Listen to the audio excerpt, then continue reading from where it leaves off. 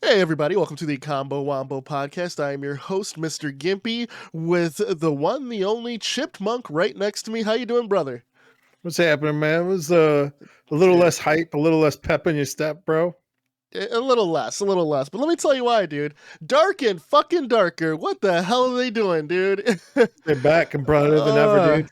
I don't know what to say, man. Usually pull we their get to Twitter post, dude. Like, Oh, I don't know, God. like you messed up when Twitter's deleting your post, dude. Dude, so Ironmace Studios, man, like, love you guys. Like, we had an episode basically dedicated to you guys, wondering, like, hoping that the DMCA shit and stuff with Nexon was gonna clear up, but this ain't the way. I like think it. this is I the think it's way, a great dude. move. So, I'm not a Korean attorney, dude, but if I was, I'd say great work, dude.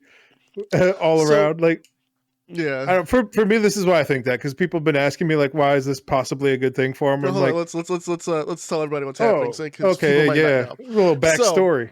Dark and Darker, so roguelike. Dark and Darker person. is a game coming out. It was featured on Steam's Next Fest a few months ago. Was a very popular extraction game with melee focused combat, like a looter shooter with melee focus. Now they got a DMCA notice from Nexon Entertainment because the devs who form Ironmace Studios used to be employed by Nexon. Nexon was working on a game allegedly similar to Dark and Darker, but they passed on the idea. And we're not Korean attorneys, so we didn't, all the legalities aside. So they branch off, start their own company, put out this game, and it's strikingly similar to a concept that was pitched over at Nexon. So much so that Nexon felt that they possibly had some sort of legal action that they could take. And then, like, there's a bunch of just like weird, emails and tweets that came back and forth. Like all the receipts were being shown to the public, so it's hard to see like what really happened. And like it looked at one point like one of the devs was using like a personal server to like host like work files, and like nobody at Nexon had a problem with this. And like you also got to take it with a grain of salt too. It's like there was the pandemic and stuff, so I think there's like a lot of special exceptions being made for a lot of people, like on a lot of different fields. And like employee laws are different in different countries as well. Right. Like I know in the US, like we have like non-compete clause, there's like NDAs people have to sign. Yep. There's whatever it's called, the corporate arts or whatever. You know what I'm saying? Corporate art protection or whatever, right? So, yeah, proprietary trade secrets clause. Yeah, that's what I was, yep. There's trade secret laws, but yeah, but onward. Yeah, so in Korea, and actually a lot of in the creative field, a lot of places will have this rule. If you work on something that's a personal project, but you work on it at work, it is the company property or hardware. It is company property. So Nexon's alleging that the developers worked on Dark and Dark, what now became Dark and Darker, while they were at Nexon. They have no real proof of this outside of a failed pitch for a extraction shooter at Nexon. Yeah. The developers came back with receipts for assets bought on the Unreal Asset Store and the Unity Asset Store, actually. Yep. And I've heard this like a lot from comic book editors and creators, where a lot of young writers will come up to them and be like, oh, let me tell you about my pitch or my idea. And they're like, I don't even want to hear it because it might be similar to something I'm already working on. I don't want to open myself up to like lawsuits potentially if you've been like, you stole my idea, man. The truth is, like, most video game devs have like 1,000 ideas. Like we have like drawers full of ideas. Like I've had like notepads of ideas. Like we're talking about like a couple games kind of like similar to Dark and Darker on this very podcast before. And we wouldn't be like, well, they took our vague ass podcast idea, like, try to steal, but like, but a lot of people like in those positions don't even want to hear pitches or ideas unless you like already are signing something to be like, it's okay if like this is something similar, or you can take my idea. Like this is why a lot of like I've always been a proponent of like art contests and stuff, because you sign over all your creative rights to a lot of products when you put out that your work. Contest, Like a lot of people will win like a an art contest or something. They're like, no, they're using my photo or my picture or this digital piece of artwork in all their commercial property. They were just putting it out there, and all I got was like some tickets to a thing. I didn't even get like the prize or whatever. And it's like, yeah, bro, you didn't read the terms of service when you submitted to that contest. Like I know like that was like a huge kerfluffle with like RPG Maker where they hold like a game jam contest. And like in the first couple that they did, they're like, and also we own your game now. So like a lot of people wouldn't even compete like in their game jams because of that. And like the newer game jams now have specific text to be like, yeah, we don't want your game. Like, our bad, dude. Like we probably should have had that in there in the first place. But you have to be aware of this stuff. And like, most people when they sign like employment contracts and shit, nobody's going over this shit. And like we also don't know like the terms of like their employment or anything else, but onward, dude. Yeah, so to go with that, the very first like game jam I was a part of was a Lenovo contest. They had a character Brad Blevins who just would slap computers out of people's hands. It was like a Lenovo thing at time with American football, and the contest was to make a game for it. The very first game jam I participated in was that, and ended up getting the grand prize, and part of the fine print was that Lenovo owned my game, There's now. which I had no problem with. I created the concept, but it was their character, it was their idea, just like the gameplay was my idea. It's like their requirements was it had to feature Lenovo laptops, it had to feature the character, and like there was like a web series that I watched, all of it, and I included references to all the like a bunch of episodes and stuff, including some obscure stuff that I knew like the creator of the web series would probably get and appreciate, and people were, and no matter whenever you enter a competition, people are salty that they didn't win or that they're salty that about the winner. So people were all like, "Oh, this person didn't even trust." Like, fuck you, dude. Like I tried just as much as anybody else. They're like, "This game was way better." Like, okay, but it didn't win. Like, there's a lot of subjectivity and stuff, and exactly, objectivity. But with that, like I said, my that game is owned by Lenovo. What have they done with it? It was featured on their website for a year with that same promotion. And I've seen it pop up here and there over the years where they've done like a retrospective of that line of laptops, and now it's just they own it and they're doing nothing with the IP. Am I mad about it? No, I read the fine print. I got what I wanted out of it. They got what they wanted out of it. I did an art contest and I won it once for a major company. And at the bottom of it, where you do your signature, so I had my signature, and then I had like my social media stuff. And then like when they posted like the winners, they cut off all my like all my info, like my signature shit. I wasn't mad at that. I was just like, yeah, all right. They don't want to like cross promote other artists and stuff, but it's a little weird. But they have my name, in the W quarter. Yeah, so it's like it's kind of, it's a little salty. I'm a little salty about that, but like I don't know, like it's, you submit to it, like that's their terms and service. Like I'm sure they're like, hey, we can also use this concept art that you submitted to this later on in our game if we want to, and that's just part of that. That's one of the reasons why, like after that experience where I've been like, hey man, you guys gotta know, like you're giving away your work when you enter these contests, like and the prize has to be worth it to you. Like even if you don't win, if you submit your stuff, like it's now their stuff, dude. Like in a lot of the cases. So where it gets like dicey is like people will always pitch game devs on ideas that they have. It's kind of like if you're a programmer, people are like, I got this idea for an app. I feel like it's a little less so now, but like back in the early 2000s and stuff, everybody was like, you know how to do a little bit of programming? Let me tell you about this website idea or this like app idea. I have to be like, let me like, you just take my vague ideas and spin it into gold. I'm like, sounds good. You should learn how to program. Yeah. Walk away. Like, my friend told me that his sister was like, you should learn to program because I got this great idea for an app. And he's like, bitch, you learn to program and make your own app, dude. Like, this is ridiculous. And neither one of them knew how to program. It was just like so, just I'm gonna just put all this on you randomly. Dude, just everyone would be a millionaire if they all followed through on their own $1 million idea. Like fucking $1 million idea, boys. Like, who gives a shit? Like, so I could see like pitching a game idea to a studio and then them saying no, and then maybe taking like the seeds of that idea and like spinning it into something else, Yeah. So with Dark and Darker, they released their current alpha that's going on right now. They made a Twitter post about it, they made a Discord post about it, and then they're distributing it via torrent. Now, they're I distributing it downloaded it. everywhere except for Korea. There's no Korea Yeah, servers because there's the lawsuit because that's pending where the over there. lawsuit's happening. The Reading the servers aren't in DMCA, Korea. I don't think that they're correct. I think that excuse me. I feel that part of the DMCA was not distributing the game at all anywhere. But specifically, it says on digital storefronts. So the game was banned from Steam, where it was hosted prior. Torrent's So on a digital storefront, dude. Then that's it's true. not. That's Yeah, true. It's not. But I feel like loophole is what's going to get them in trouble. And I think this is why this is my hot take on it. I think this is a great move for them because it allows them to further establish the IP and get further away from that like seed of an idea. Like even the new map that they posted with this, it's like it's now above ground. Yeah, it's above ground. It's in the forest. I'm like, oh, this is kind of cool. It's like a different map. A lot of people didn't like the map.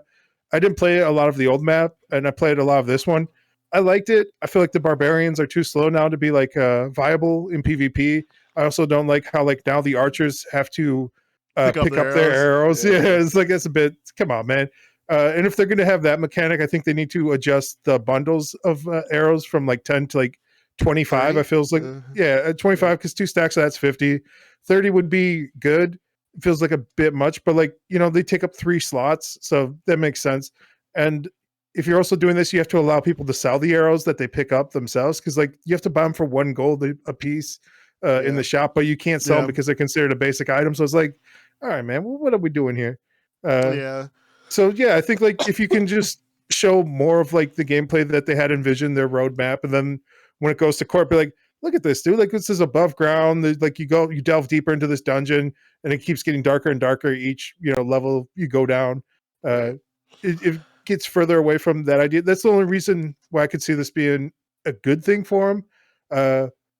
Ideally you could fight in court, but like you could drag out court shit for as long as you want. They could be in court 7-8 years before this all gets like settled up. That being said, like, there's no cash flow for this. Like if you're putting everything up on torrent, it doesn't help when you're opening yourself up to many vectors of attacks and lawsuits, and then you might get like the judges fucking ban hammer too, where they're like, "Yo, stop trying to find loopholes. What you're fucking doing. Fuck off." And like you're being cheeky about this. You're not taking this seriously. I was gonna like reach a judgment, but now you're not coming to court in good faith. So, but and that's the worry. That's the worry. I like people are all like, yeah, if they're sticking it to the man and all that, right? See, I'm worried that they're ruining their future by doing this. It's. I personally think it's a bad idea. I wanted to talk about it on here, thinking that it's a bad idea. People are all like, yeah, fuck Nexon. They're copy paste artists anyway. Sure. But the thing is, lawyers are involved. It is what it is, man. Like I don't think that they have a valid case, but the fact that it has gone on far enough to take the game off of storefronts. Yeah, they're needing like equipment seized by authorities. Means they don't have it's not a shot in the dark, is what it sounds like to me. It's not a shot in the darkness. I don't know. Like storefronts are notoriously. I'm trying to think of the right word for this. Pussified. It's the pussification of storefronts where like they don't want to open themselves up to. They're gun shy. Yeah, they're not gonna. I mean, like Steam showing again and again, they'll like. They don't give a shit about free speech. They don't care about like what you're putting on there. They don't even give a shit about like their own terms and services. Like if you give enough outcry, they'll pull your game from their store. They're like, oh, we can't have porn on here except for all of our hentai games and all this other porn stuff. But if a game like gets big enough and people complain enough, they're like, yeah, fuck that game. We're never supporting them. Like pull everything. They had that other game. Agony. What was that other game where it's like you play as like a guy who goes around mass shooting stuff and it looked kind of like hatred. Hatred. It looked like a bad postal like modern take on that. This is a bad game, but yeah. Yeah, it was just a bad game, but they're like they, did that to themselves as well, the developers, where they're like, they wanted that smoke. They're going out there like, Yeah, look at our game, it's edgy AF. And then everyone's like, you're right. We don't want our kids to play this. Pull this shit off the stores. And Steve was like, yes, ma'am and sir. They're clutching their pearls. You're right. We didn't know this was on our store. Like they play the victim just as fast. And not 100%. Just, Steam's the big one, but like every storefront out there as well, like every digital store marketplace, they look after themselves first and foremost. Yeah. Even like every platform, even YouTube, like we said before, where it's like if people like flag your video, or like they always side with potential copyright claim holders, even though like it might be bots or frivolous. Like it doesn't need to prove that there's like another person there. You don't have to prove like ownership of the thing if you're flagging things. So you see it being like weaponized by people who just don't like a certain creator for whatever reason. So fucking stupid. So YouTube's method of doing it is stupid. I think I told you before, I think I shared it on the pod too. Music I created was flagged by some like South African like fucking shell company, I'm sure, saying that they owned it. I'm like, bullshit. So I had the fucking receipts, dude. I got flagged for copyright, and I shared with like YouTube. I was like, here's everything I made. Here's the original files. Here's the date I made it. Here's a video of me making this music, because I fucking recorded myself making the music. Yep. And then they removed it, so, but I shouldn't have to have that level of like receipt. You know what I mean? Yeah. And then it's going to be like every time too, by everybody who also wants to flag you, or every bot that also does it. So it's like, damn, I got to do this again. All right. And then also like copyright laws and stuff are different around the world. And it's weird when we have like global platforms now, and we don't have like a unified coda for international copyright laws or trademarks. We will probably never have a unified coda, just because humans, no one can agree on anything, but there has to be a better method of flagging, Yeah, you could say it was like one of the main reasons for like a lot of prosperity in the US is like because we had the patent system. And now you could also make the argument now in the latter half of the 20th century where like there's a lot of degradation of prosperity because of the patent system and copyright system, where it's made things a lot worse. But like Disney, everybody moving the goalposts every time. The Mickey Mouse law. Yeah. Yep. Yeah, man. It's like 100 years past when you die. It's just like you keep owning stuff. It's like, man, it seems a bit long, man. How about like 20 years and you have to be using it? How about 5 and like you have to prove that like you're still using this like those are both the old ones. Yeah. They're like, it's too reasonable. Right. No, it's crazy. Yeah, so I don't know.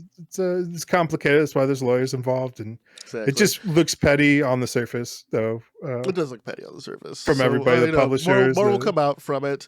That being said, you can get Dark and Darker right now. It's on. You gotta join the Discord. Check the Discord. Torrent. Check their Twitter. You can find it. Pretty simple. No, they had to like delete some of the tweets, but you could.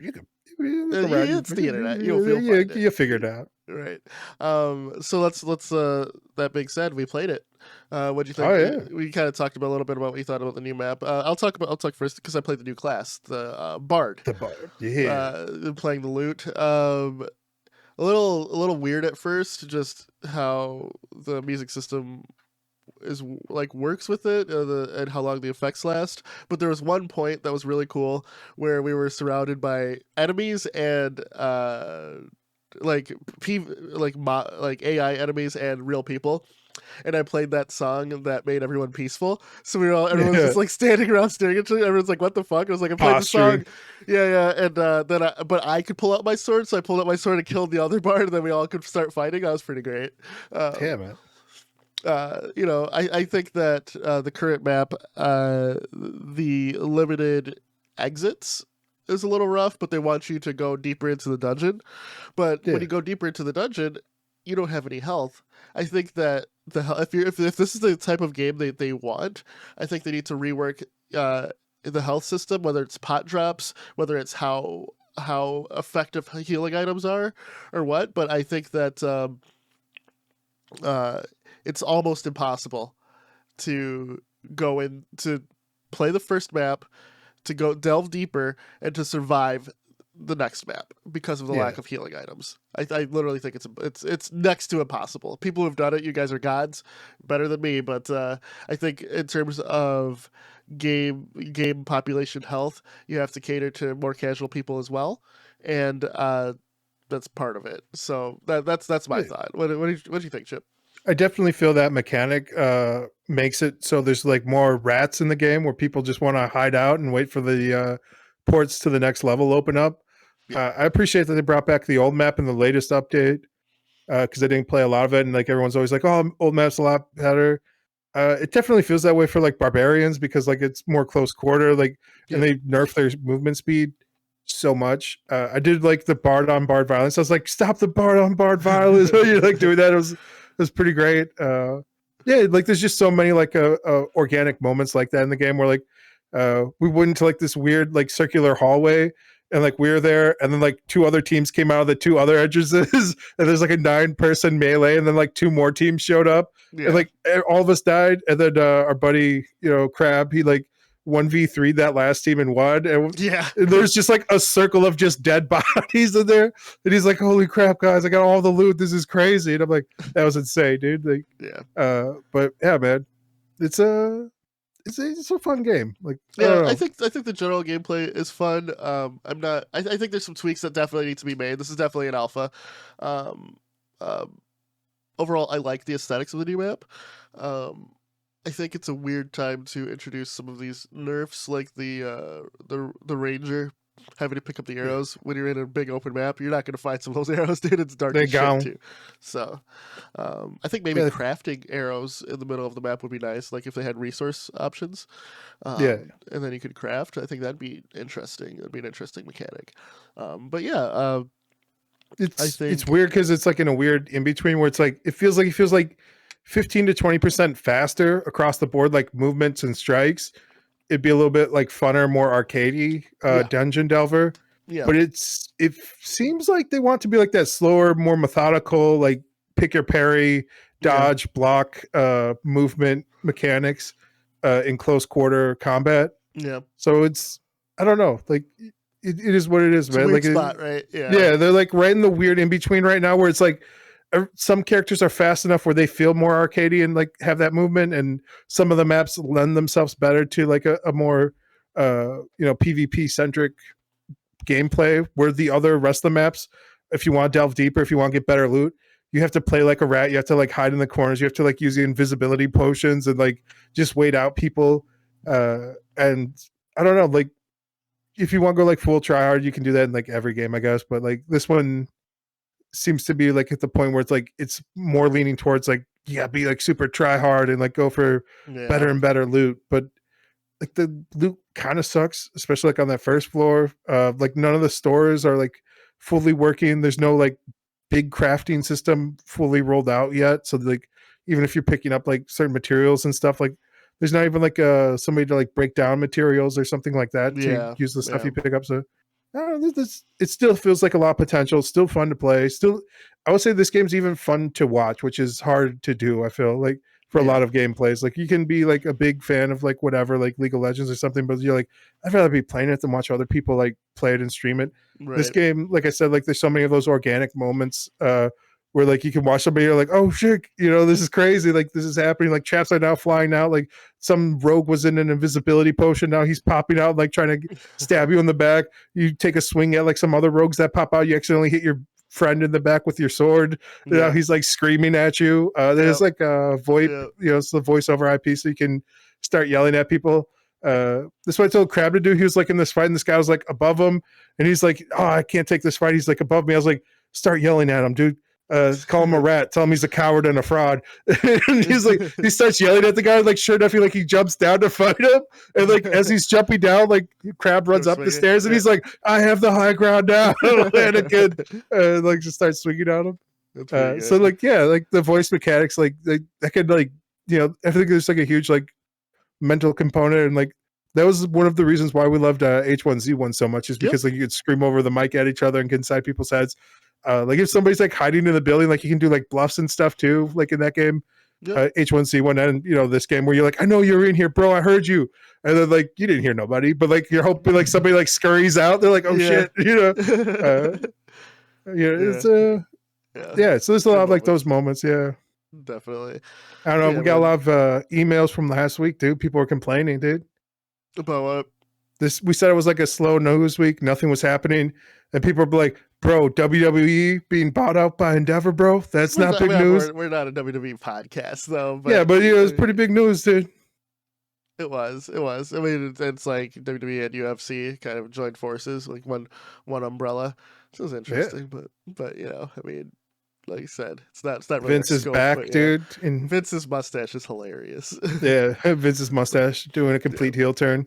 exactly. I don't know. I heard Exactly. he's back in creative now. He sent an email to the entire company saying that Triple H was fully in charge of creative, so Okay, emails. Yeah, no. to stop the rumors. All So yeah, right. Does it good on seem him like to it? kind of support Triple H on it because I think that I mean who knows what's going on, dude. But It feels like Bloodline Triple should H has still been interesting, so we'll see. moving to that position. How'd you feel about WrestleMania? We didn't even talk about that. I don't think, did we? WrestleMania, WrestleMania was Yeah, good. I liked it. I liked it. I liked. Actually, you know it's what? also part I of like that. the whole thing. I like the whole thing. Um, yeah, it's about what I expected, man. It's the Cody Roman match was good. Great even.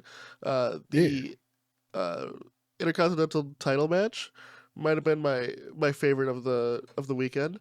make That the was IC great. champ great again, dude. Yeah, like that match was very fun. I was rooting for Sheamus that whole time. Still am. Hopefully, he gets the IC title soon. Night one was great. The Usos and Sami Zayn and KO match, just fucking chef's kiss. I'm looking forward to their Yeah, match at Backlash. I think right now, just like the week to week stuff, they're back to building, and I think it's going too slow for me at this moment. yeah. But It felt like there was like so much leading up to WrestleMania that to like put the brakes on it now to like try and slow things down. It's like, no, guys, you built like red hot momentum, dude. You just gotta keep striking. Like nobody's gonna yeah, be like, oh no, they keep on putting on banger after banger, because that's what it was like leading up to WrestleMania. Like yeah, all the yeah. matches, all the promos, all the cuts, where it's like, dang man, they're really out here like trying to tell like a story in and out of the ring. Yep. Whereas now it's like, all right, we're slowing down And the it's like story. relegated Oh, to the end of the show or like the beginning of the show, a yeah. little tease, Just and little blurbs and stuff. Yeah. then yeah. But I don't really watch week to week anyway, so it's not that big of a deal. But How do you feel about Roman Reigns? he's great. It's All fantastic. right. Like him a lot. The heel turn was needed, and he proved that he can go in both the Yeah. ring and on the mic. He's fantastic. I What? was watching an interview with him just the other day, and I noticed he said something very interesting to me. He just calls everybody that's under him part of his team as the tribal team. And I was like, dang, I feel like that's the difference between him and Sami Zayn right there. It's like Sami Zayn looks at people as like family. Like Roman Reigns doesn't even look at his own family as family. He looks at it as like, oh, this is just part of my team. And I don't know, like at a certain point, like, yeah, it's business and like you have to do business. And it's hard to do He's business also notoriously with family he's members, also in character too, though. So Yeah, I mean, I'm just staying in character, bro. Never break kayfabe, bro. gotcha. Okay, How dare you? But yeah, man. I'm looking forward to it. And before we sign off here, if we're talking about wrestling, CM Punk's coming back to AEW. Yeah, he resigned, man. It's It's Tucci's back, bro. I don't know. I still don't like CM Punk either. I don't know. He just everywhere you go, if like he just always goes and sees injustices everywhere, and I feel like yeah, that's true. There's a lot of that, especially like in like wrestling. It's like if definitely it's an old boys club, but like also like if everywhere you go there's a problem with like everyone you work with, maybe it's not maybe it's you, dude. Maybe like you need to like uh take a step back and be like, all right, I can't help everybody. How can I best work with my coworkers, yep, instead of being like, well, this person's not getting theirs. And it's like, dude, there's only like 3 spots, right? There's like the top guy, maybe the tags, maybe yep, like, some house belt or something else. But like, you have the Ring of Honor championship also at AEW now. You have the TNT belt. Like they keep putting out like more, belts for people. But at the end of the day, there's only one guy who has the belt, yeah, like, yeah. and so like It's always been that every, way. Yeah, yeah, always has been that way. And like a lot of people are really angry if they're not that guy. And, everyone pays like more than their fair share and their dues like in that business. Yep. I was listening to RKO today, and he was talking about like the RKO memes that have been out Yeah. here. Yep. Randy Orton, and Randy Orton was like, he felt like the new guys don't give the respect to everybody anymore that they used to. Like, oh, you have to pay respect to like the old heads, but also the people taking the bumps for you. He's like, if somebody takes the bumps for you, like back in the day, you'd have to go get them ice and be like, hey man, you okay? Thank you for making me look great out there. Sure. He's like, you don't really get that anymore. People are like just doing business and then like going home. They don't give a shit. And I can see CM Punk being from that old school mindset, especially coming Sure. up from the indie circuit. Sure. And I know Sami Zayn's also said like similar things where he's like, I'm trying to be everybody's friend, and at a certain point you realize like you can't be like because these people at this level are just doing business. But he's so used to being in the indies where like everyone's trying to look out for each other, everyone's like talking about like how they can improve, and like some people will take that personal at that level, at the highest level in sports entertainment, Right. to be like, oh, what you could have done better in your match. Like, bitch, I'm a superstar. Like, I don't need this bullshit from you. Like, who are you again? Like, so Right. Right. you talk yourself, you can work yourself into a shoot, brother. Oh man, yeah, that's true. Right before we sign off here, we're right at You cutoff didn't give time. us our thoughts, man. What about you? How you feeling about CM Punk being back? Don't care. Literally Yeah. don't care. Did you ever like CM Punk? I didn't really watch wrestling at the time when he was big. I started getting back into it when he did the whole Summer of Punk thing, and I thought he was fine. The whole pipe bomb promo was good. Um, you know, I see why he's as big as he is. I just I just wasn't into it at the time. So I have no basis on him. I've watched matches. I think he's good in the ring. I just think like now Did you for me watch his? watching him, it's more of a nostalgia thing, and I think his personality like in general just seems grating. But I wish him the best. I don't have an issue with. I don't not like him. I think he's fine. But You I see don't his have the match same with rabid fan base with people with MJF. MJF, dude? Yeah, it was Yeah, great. the leash matches. Holy Yeah, it was crap, dude! fantastic. Yeah, it was That fantastic. was Like like I said, too he's good in much the for ring. me, dude. I don't know if it's because of like the PG era of WWE, dude, but like just seeing people like spliced open like that, like in pools of blood, I'm like, this is a bit much, guys. Because like, I don't know if we need to like, I don't know if you guys need to actually beat the shit out of each other to death, dude. Like this is a bit much. Yeah, dude. Well, to sign off here, switching back to games here. Anything you play this week, Chip? Anything you're looking forward to playing before we go? I tried to play a little bit of Counter-Strike ranked. Ran into a bunch of cheaters, and I was like, man, fuck Counter-Strike. I was getting like headshot through like smoke, and I was just like, man, I don't know about this, dude. We're playing with Prime. We're playing with Prime. I don't even know what that means, so no. So yeah, if you're not playing with Prime, you're probably running into cheaters. Prime is like their, if you actually paid for the game, you'd have access to Prime. But if you're playing with the free to play version, I don't know. I think I paid for the game at one point. The game is so fucking old. Okay, yeah, gotcha. Anything else?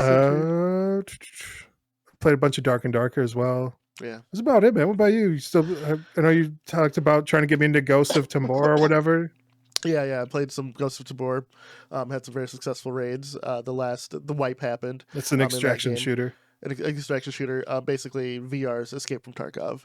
The game looked great, but I was watching Spork play some of that, and it just seemed like baffling design decisions like across the like board. Where I was like there's like a weird GUI like graphical user interface that you still have to like click through, and I'm like, it's VR, dude. Just let me like do like the Minority Report. It's on a board though, so it's like you're with a tablet in VR. I understand your point. Just take it to another level, dude. Because like when you hit that tablet, like the whole thing like carousels around like an old comic books rack. And I'm like, just make it so I can like do that with my hand instead of like having to like look down and like hit the buttons. Yeah, like I see that. Yeah. Yeah. Did he use the conveyor belt at all? That's how you sell shit. That's actually pretty cool. No. You just dump everything that you want to sell on that conveyor belt, and you press a button, it just goes, and the money comes into your account. That part's pretty sick. Putting your loot and stuff, hanging it up, and having you put stuff on your wall is pretty immersive. Honestly, I'm including like your ammo. The game's still in early access too right now. Yes. This is the best it's ever been, though. Like, okay, that's good, man. Like, I will say I'm enjoying it. I'm enjoying it a lot. I never super got into Tarkov. I got into the cycle a lot, but this game, the fact that I'm in it, definitely gave me the immersive feel. So that's probably when I put on the headset. That's probably what I'm gonna play. It's very fun. Yeah. That being said, I do want to play more of that Ultimax with you. Yeah, it's great. Yeah, I still have yeah, it it's downloaded. fantastic. I'm like, should I uninstall? So you're like, don't uninstall it. No, Keep never it going. installed. Yeah, dude. Yeah. There's some other stuff I want to play as well. And I'm gonna pick up Vertigo 2. Is your VR area clean again, man? Looks like you got Yeah. some more like winter stuff down there now. Yeah, Looks like you're no. getting ready. The VR area is fine. Yeah, no, we moved our the winter stuff out. So we put the spring stuff up. So this shit just has to go into the closet. The closet's clean, so it's good. It's Like back I in the can VR right closet. now, dude. You trying to VR? Maybe, dude, VR maybe. right now. Yeah, dude. All right. Hi, man. On But, that note, bro. On that note, it's Cabo Wombo Podcast. Good luck to Ironmace, the developers behind Dark and Darker. Hope this doesn't bite you in the ass. So yeah, I'm Mr. Gimpy. Chipmunk. See you guys next week. Take care, everybody. Like, Get out of here. share, subscribe. You We bitch. out.